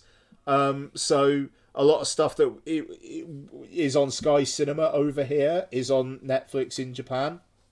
So I caught up with Aquaman and the Lost Kingdom, which, you know, I hadn't seen yet. And, yeah, you know, it's fun enough. It feels like the fact that they obviously ripped out any connected universe stuff from it because James Gunn took over, but this had to be released, means that it's quite standalone and just its own adventure. Aquaman's got a kid in it, and for most of the film you'd think that Amber Heard died in a horrible smelting accident, but every now and then she's there. But the whole, like, honestly, there are scenes in it where you'd think he's a single dad. It's really weird. But it's like they just had to do minimum viable Amber Heard. But it's quite insulting to her character because she's basically never there with her kid. Like, yeah, I don't know. It's quite Amber Heardy. Yeah. Yeah, well, yeah. But there's a crustacean guy in it that I thought was really good. The score's good. The world of it's great. Like, James Wan obviously gives a shit about that. And this is basically just like a fucking buddy comedy with Jason Momoa and Patrick Wilson, and that's all right. Yeah, it sounds alright actually. That. Yeah, no, I thought this was okay. It's kind of weird what they do with Yahya Abdul-Mateen's character, where, you know, he's one of the antagonists in the first one, but in this one, he's also the antagonist, but he's also possessed by a bigger antagonist. So it's a bit like, do they just not have the faith in their own antagonist that, all right, he's also got to be possessed, so he's extra bad, which is weird. But yeah, no, I thought it was fun. It was pretty throwaway, but it was all right. Okay, I also watched Executive Decision. The movie where Steven Seagal pissed everyone off so much that they just decided he was dead. Yep.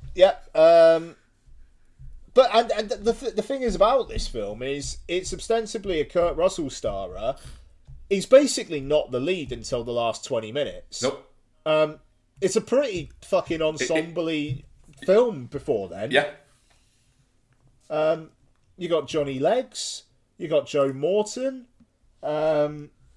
Somebody else in there. Oliver Platt's there. Oliver Platt. Yep. That's it. Yeah. B.D. Wong.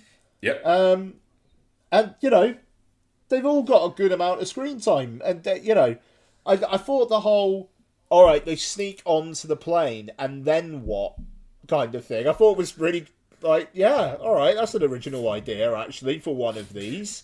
As well, Kurt Russell been a bit crap at it was quite good as well. Yep. Yeah, no, absolutely. You know, but then by the end, it's like he's landing a plane and trying to crack on to Halle Berry, and sure, yeah, and like you say, Steven Seagal did basically kill him off before the end of the first act. Yep. Good stuff. Yep. And literally, because he was a knobhead. Yeah. No, good stuff. But yeah, no, I liked it actually. Really good miniature work as well towards the end. Yeah, very, very old school feeling. But yes, I liked it. Okay, and I also watched while we were out there Black Widow. We'll talk about Thunderbolts in a minute, obviously, but I think Black Widow is okay, but it's an uncomfortable mix of this film is about something, but then also, but Scarlett Johansson's not doing any more of these, so we really need to push Florence Pugh. So, we all right, fine. We're going to give Scarlett Johansson her own movie after she's died, and it's to promote this person. Yeah, it's odd. And also, it's just the fact that like Florence Pugh in it is more fun and a more interesting presence than Scarlett Johansson is. Johansson kind of gets cucked out of her own film in this, but also Ray Winstone's accent is a war crime. It's so bad. It almost feels like his accent in that movie is so bad that people have actually forgotten the movie so that they can forget his accent. Yeah, no, yeah, absolutely. I will say that I like Black Widow more than I did the first time around. I think this is the third watch of it for me, and I might give it a rewatch because I've only watched it once and I didn't hate it. I think it's kind of doing it's doing some interesting stuff. And I think maybe the MCU films that we've had after it have made me feel a bit kinder towards Black Widow. Yeah. It's way more interesting than like Eternals or Ant-Man 3, and it, like I say, it feels like it's about stuff, but Thunderbolts does its about stuff more successfully than Black Widow does. Okay, and then on the plane ride back, I watched The Complete Unknown, a terrific plane film. Just really, really engaging. You don't have to use your brain that much. And like we said at the time when we reviewed it, that is a film that if most of its elements were like 5% worse, that film would be appreciably worse as a result. It is the parts really making up the whole in that film. Then I also watched Quiz Lady, which has been on Disney Plus for ages, and I've been meaning to get around to it, but it was just on the in-flight stuff, and I thought, fuck it, why not? Awkwafina playing a kind of like a reclusive woman who is obsessed with a quiz show fronted by Will Ferrell. Sandra Oh is her sister, who puts up a clip of her answering a bunch of the questions up onto YouTube. It then becomes viral. She becomes known as Quiz Lady. She gets a chance to go on the show. It's charming. It's sweet. Made me laugh a couple of times out loud. Again, quite slight. Not particularly cinematic, but I enjoyed my time with it. It's worth a watch as Quiz Lady. My last in-flight film, a film nominated for Best Animated Feature last year, Robot Dreams, which for some reason was just on the in-flight stuff. So this is a dialogue-less cartoon about a dog who doesn't have any friends, orders a robot who becomes his friend, but he then leaves the robot on the beach one day because the robot kind of like rusts up and can't get up, and then it's like a year until he can go back to the beach to get the robot, and what happens in that year. And yeah, I thought it was really good.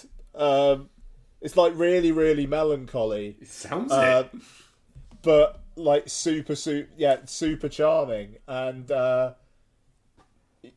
yeah, I just thought it was lovely.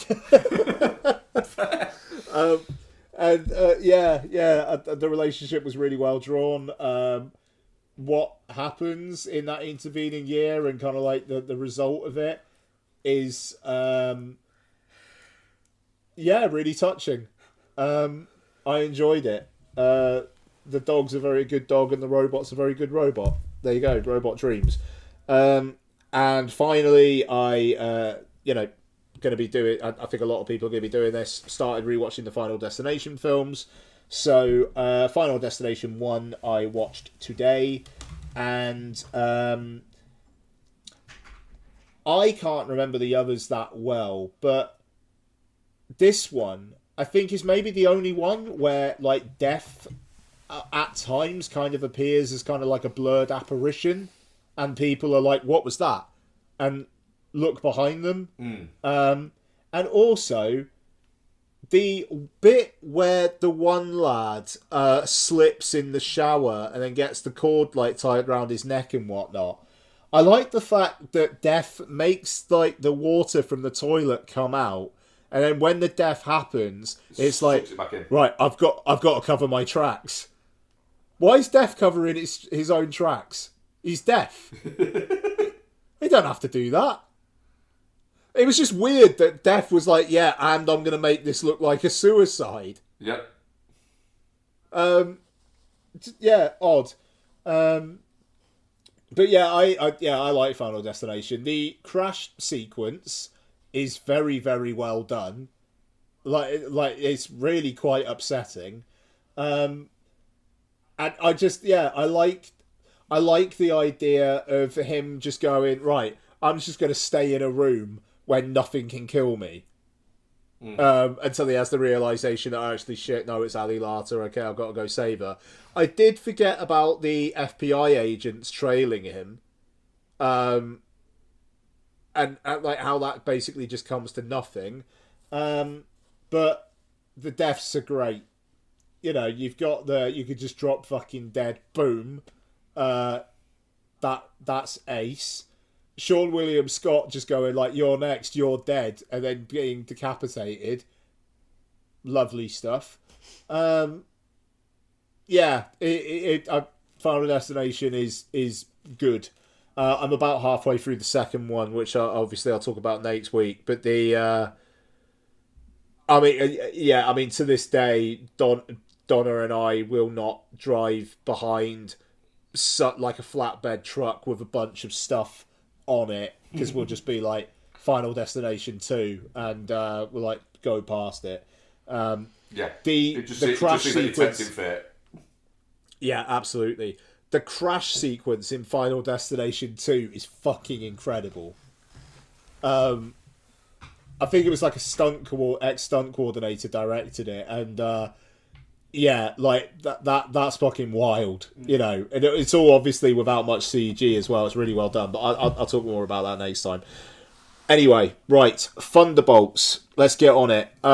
This is directed by Jake Schreier and stars Florence Pugh, Sebastian Stan, David Harbour, Lewis Pullman, Wyatt Russell, Hannah John Kamen. Fourth build Olga Kurilenko. Where literally, all spoilers all the time, I literally thought they'd got a body double, CG copy and pasted her face onto it, and just got an intern to do the one line. We didn't have a clue if she was cleared. I was like, wait, what? She was the one who died. Why is she so high build? Wild. Absolutely wild that she is fourth build in this film. Saying to Mark in the cinema, she is like the female hot Sean Bean, though. Yeah. She just dies and everything. Yeah. Yeah, no, for sure. Crazy. Right, okay, I'm getting this off a letterbox this time round. After finding themselves ensnared in a death trap, 7 disillusioned cast-offs must embark on a dangerous mission that will force them to confront the darkest corners of their pasts. Well, there's like 3 or 4 of them actually in the death trap, and then others kind of come into the narrative later, but sure. So, Thunderbolts. Bex, I know, you know, MCU, you've been pretty cold on it lately. I don't think this is one you were particularly looking forward to, but what do you think of Thunderbolts? Yeah, do you know what? I really enjoyed it. It's there was a couple of irritating bits where I was like, I know I'd know who that was had I watched 3 different TV shows. But that I think it was kind of kept to a minimum. It just kind of does stand on its own 2 feet if you've watched. You know, I can't gripe too much because I also haven't watched the movies recently. But yeah, I think it felt like a Marvel movie from back in the way back when they were good, and like tonally, visually, it didn't look cheap like a lot of them do now, which was really, really good. And then I think story wise, it was very rich, like depression as a physical entity being the bad guy was a really interesting concept and way to go. Like, I feel like they've not had a good bad guy in a really quite long time, and it felt really well rounded to me. It felt complete. Lovely stuff, Mark. Yeah, I really fucking liked it. Like it obviously it'll need further watchings and bits. But right now, I would put this in my top 5 Marvel quite easily. I didn't feel throughout the entirety of it like I was watching something that was trying to set something up later. I felt like it had the balls on its own. The idea of having, like you say, it be like depression as and loneliness as being effectively like the villain. And what a great understated performance from Lewis Pullman as well. But I think that's where it stands. I think the fact is Lewis Pullman is a very good actor, and can very much play that type of role. He's good at that. I think that works really well for the film. But they have got some really quite good actors peppered throughout this. Yeah. You've got obviously like Lewis Pullman, you've got Florence Pugh, you've got Sebastian Stan. Wyatt Russell's a really good actor. Julia Louis-Dreyfus is a pretty good actress. I mean, I know it's mainly TV stuff, isn't it? But she's pretty good at what she does. Yeah. David Harbour. He adds the level of levity that it needs. He's fucking hilarious. Within the movie when it needs it, without it just becoming people found David Bautista really funny in Guardians of the Galaxy. We've got to have that kind of character in everything. Yeah, he's more of a layered funny, I think, isn't it? Yeah. That peppers throughout it. But yeah, I mean, we'll get more into it. I really, really liked it. It's fun. The action's really good. It looks like a movie rather than an elevated TV show, which is weird because I think everybody in it, with the exception of Florence Pugh, is from a TV show. One of the Marvel TV shows. But yeah, I really, really liked it. Yeah. What are you thinking? Yeah, I really, really liked it. I thought that the fact that it's come at a point where the MCU is obviously in a bit of crisis and whatnot. And, even Captain America Brave New World was met with a resounding shrug. And you had this, which seemed really unpromising from the outset. Here's a bunch of characters who have either just been in basically one thing before or the TV shows, and let's put them together and see what happens. And then by the end of it, I'm like, I'm more interested in these characters than I am in basically anybody else in the MCU right now. Yep. Yeah. Is a hell of a job. And yeah, I mean, I thought the dynamic between them was great. I thought Hannah John Kamen was maybe a bit of a no mark. Yeah, she was the weakest by far. Yeah, she's just not given anything to do. There's not particularly a character there. But like Wyatt Russell, by the end, he'd grown on me. Lewis Pullman's a really fucking interesting addition to this lot. But the Pugh and Harbour kind of dynamic at the centre of it works really well. And also, Bucky on that motorbike, basically doing the fucking T2. That was mint. With the shotgun. That ruled. That was ace. And it was cool just to have let's just have someone be a fucking cinematic badass for 30 seconds. And also... like, actually have a bit of sexual tension with Geraldine Geraldine Vishwardhan. Yeah, her. She's fucking great in everything I've ever seen her in. Yeah, no, she was really, really good, and like, I mean, yeah, I don't know, it was really good. I thought that idea of using depression as a literal villain, cracking, like good standalone story stakes. It was that, it got me a little bit, to be honest. Like, it generally, when he's basically just trying to he's trying to kill his own depression, and she's like, shit, this isn't going to work. Yeah. And so she has to rush across literally to beating basically himself up. Yeah. Literally, yeah. And it's like, they're not being subtle about it, but it works. But her basically going, I don't need to help him fight it, I need to just give the fucking guy a hug and tell him he's not alone, is just fucking... Alright, Marvel. Yeah. Well played. It seems a little bit like maybe Marvel and Disney were a little bit like, look, we're not that interested in this because we've got Fantastic Four, but we're interested in letting it go out. And you've got a director who's gone, I can fucking do something with this. Yeah. It felt like one that Feige wasn't like, yeah, but we also need to shoehorn this and this and this in there. And, you know, obviously it is part of a bigger whole. Like, by the end, it's revealed they're the new Avengers. And so, obviously, it's setting things up, but it felt like its own story from beginning to end as well. Yeah, that film had a story that started, ended, but can continue. But I feel like I felt like I watched a film, not part of 5 films.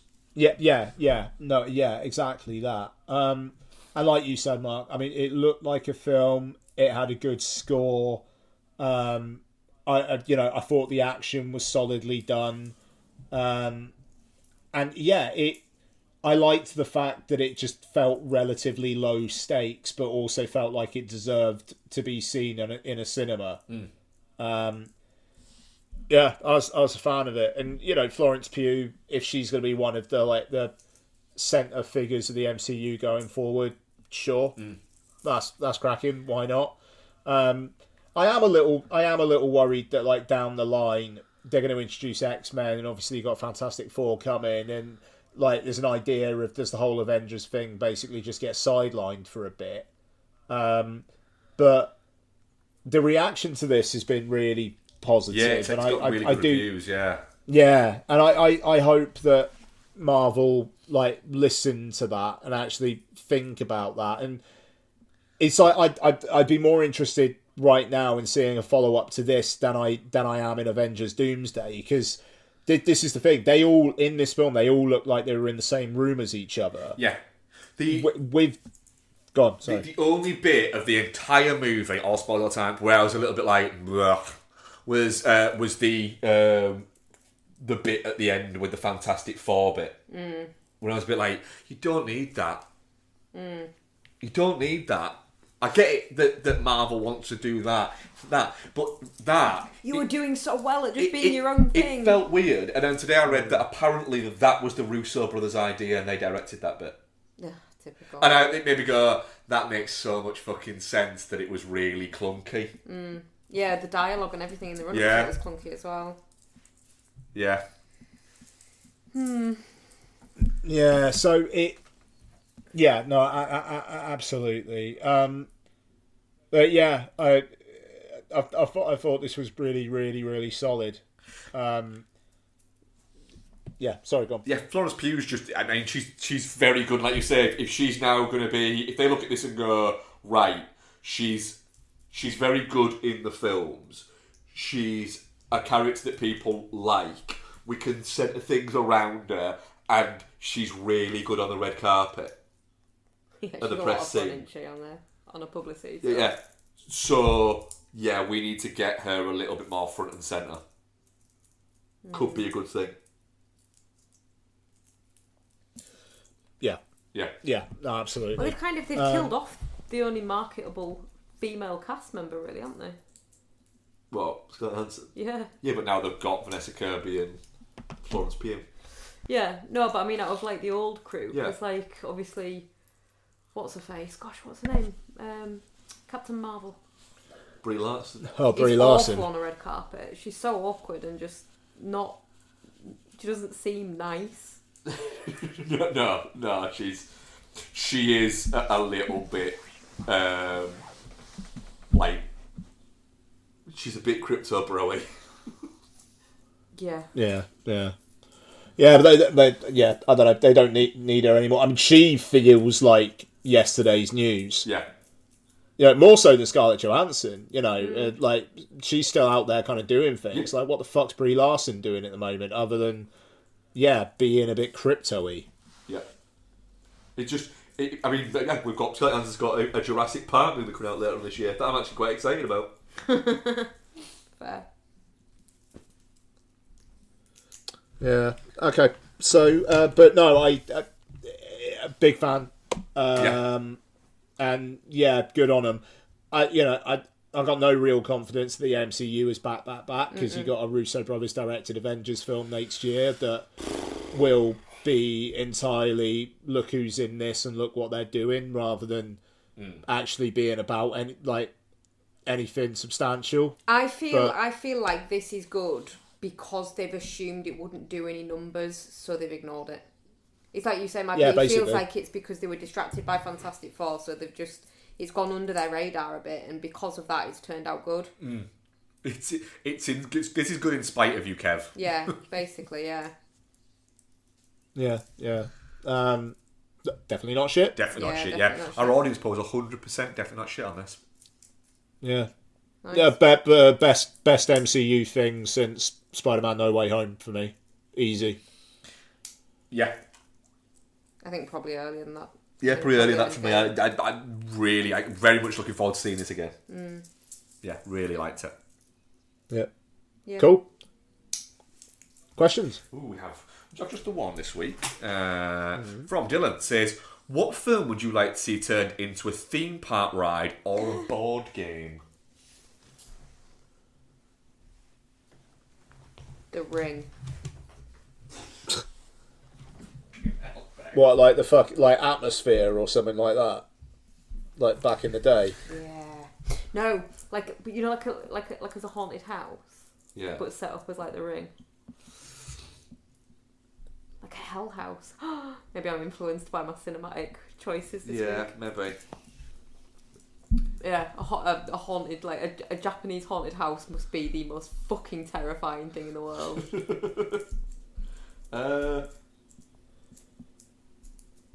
Mine would be Escape from New York, but it's a maze. Nice. Fair. Like that. Yeah. Trying to think now.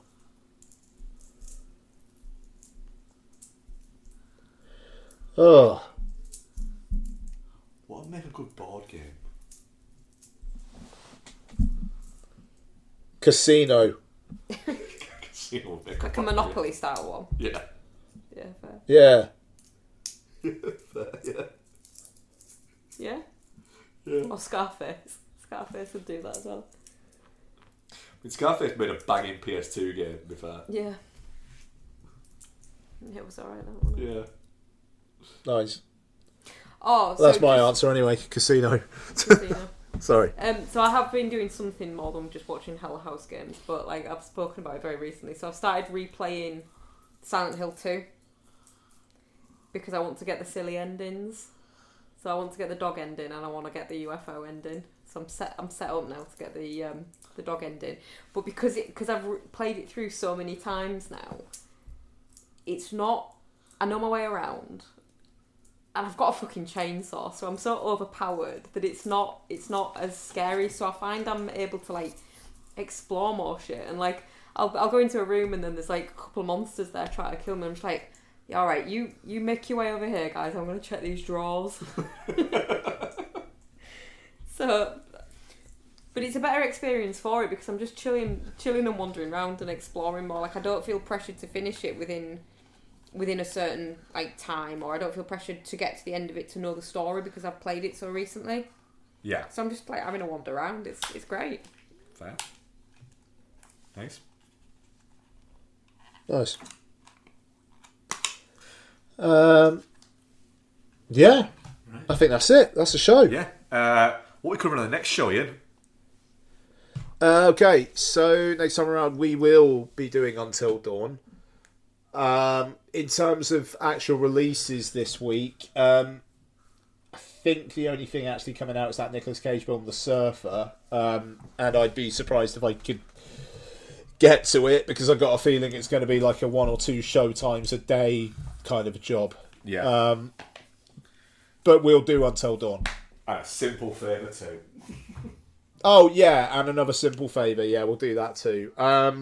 In terms of when the show is up, don't know because Mark and Bex are off on holiday themselves this week. Woo. Yeah, I actually don't know when I'll be able to record because the Wednesday that you guys are back, I think I'm gonna be overnighting in Edinburgh as part of the new job, and I don't know like whether I'll be available or not, but I'll let you guys know. Yeah, we'll definitely work some out. We'll work something out though, yeah. Okay, so that'll do. Thank you very much for listening, folks. Thank you very much, Becky. Thank you very much, Ian. Thank you very much, Mark. Thank you very much, Ian. And fuck you very much, Jason. Bye-bye. Bye, everyone. Bye.